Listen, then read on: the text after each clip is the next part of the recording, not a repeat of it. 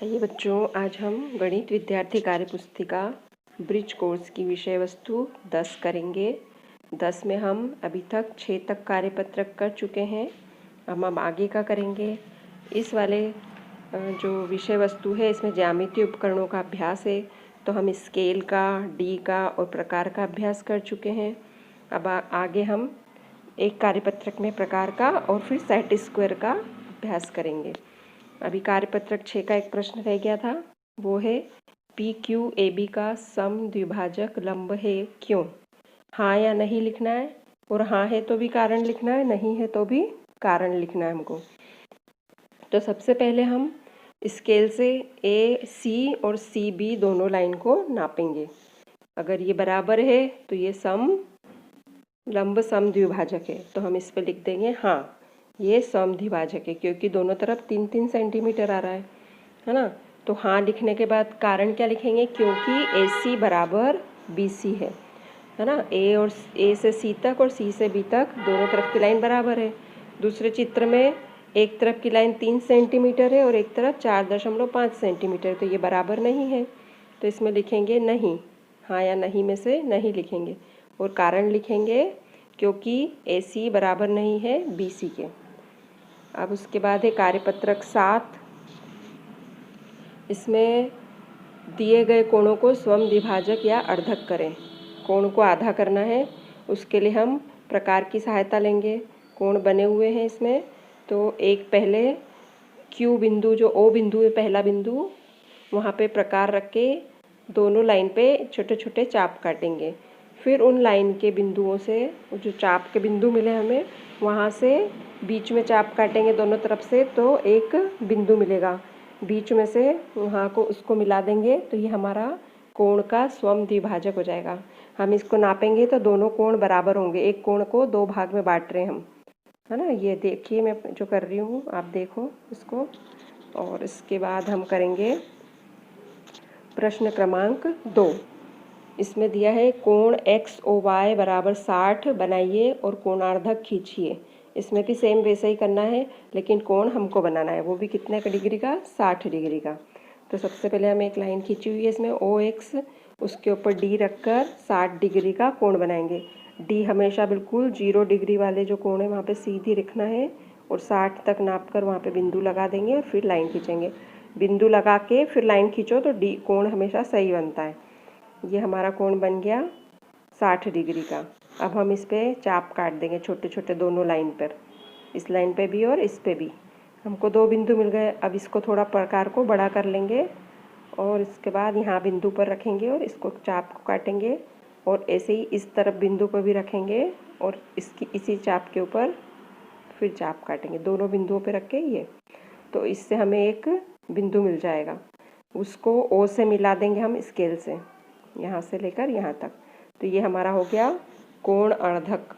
जब ये प्रश्न IMP है, ये परीक्षा टेस्ट सब में आता है ना। कोण को 2 भागों में कैसे विभाजित करना है ये देख लेना अच्छे से। पहले डी से कोण बनाया, फिर हमने प्रकार की सहायता से छोटे छोटे 2 चाप दोनों लाइनों पे काटे, फिर वो जो बिंदु मिले वहाँ पे प्रकार को थोड़ा बड़ा कर उसके बाद बड़े चाप काटे बीच में, और उससे लाइन को मिलाने से बराबर 30-30 डिग्री के 2 कोण बने हमारे। 60 को आधा आधा किया तो 30-30 डिग्री हो गई। हम इसको डी से नापेंगे तो अब भी हमारा सही निकलेगा, नाप के देख लेना। अब उसके बाद है कार्यपत्रक 8।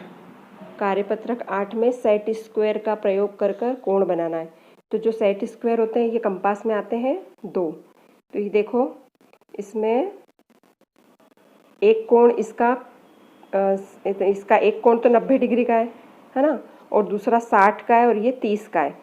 तीनों त्रिभुज के कोणों का योग 180 होता है, ये हमको पता है अच्छे से। तो ये ध्यान रखना, इसमें भी एक 90 है और दोनों दूसरी तरफ वाले 45-45 है, आसपास वाले ये दोनों। तो ये कोण अगर बनाना हो तो सीधे इससे सेट स्क्वायर से बनाना है, तो डी से की ज़रूरत ही नहीं। अगर ये वाले बनाना हो तो 60, 30, 45 और 90, बस ये 4 बन सकते हैं। ये हमने एक लाइन खींची सीधी और ये सेट स्क्वायर रख दिया, तो ये 30 डिग्री का होता है ये वाला कोना। तो सीधी लाइन खींच देंगे तो 30 डिग्री का कोण बन जाएगा। हम डी से भी नाप सकते हैं इसको। अब ये दूसरा कोण बना रही हूँ मैं। दूसरा है 45 डिग्री का। तो ये 45 के दो हैं इसमें और एक 90 का है, तो ये वाला सेट स्क्वायर ले लेंगे, इसकी लाइन खींच देंगे तो ये 45 डिग्री का कोण हो गया। चाहो तो आप डी से नाप के भी चेक करना, हमेशा सही निकलेगा ये।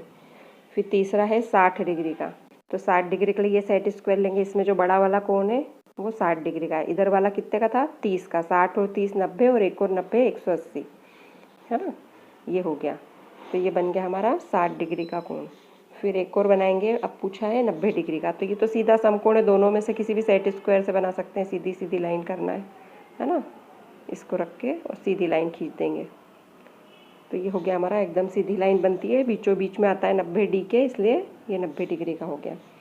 अब प्रश्न 2 है, बिंदु P और Q पर लंब खींचिए।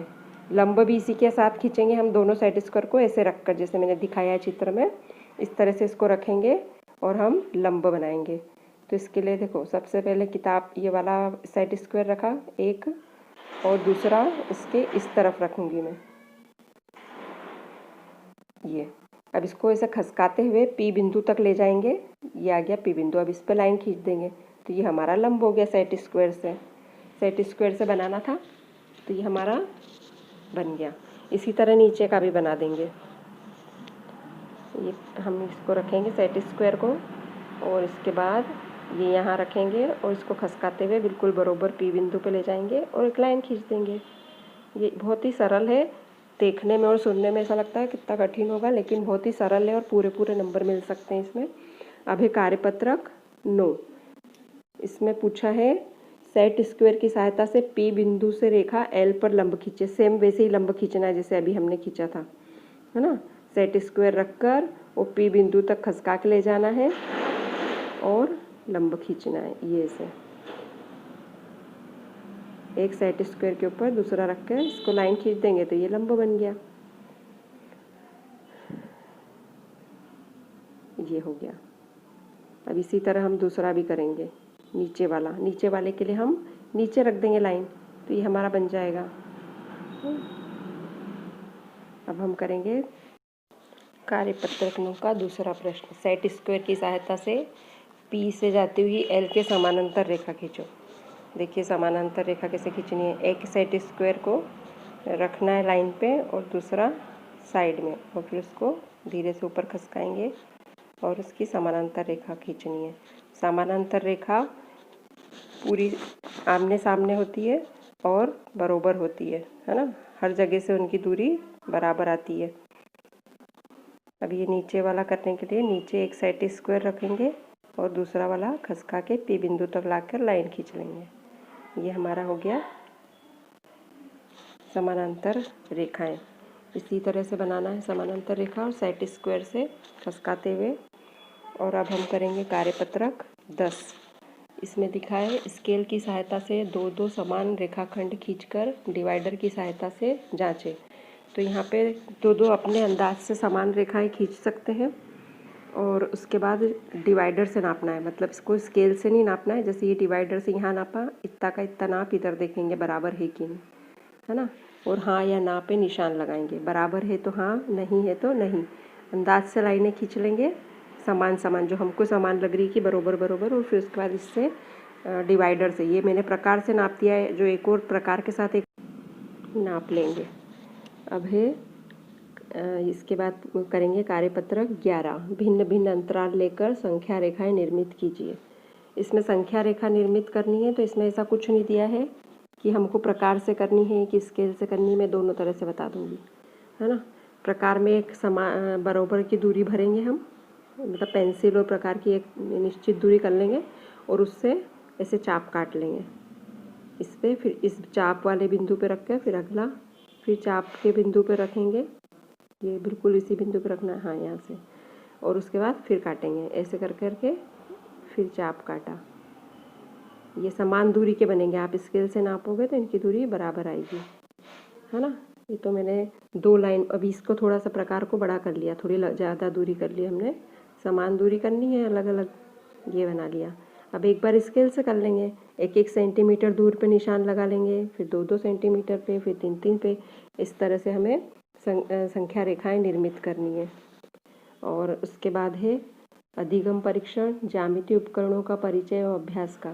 तो इसमें कोण मापना है, ये सीख चुके हो आप। कोण बनाना सीख चुके हो। रेखाखंड को समद्विभाजित करने के लिए लंब काटेंगे दोनों तरफ, चाप काटेंगे दोनों तरफ और बीच में एक लंब खींच देंगे तो ये हो जाएगा समद्विभाजित।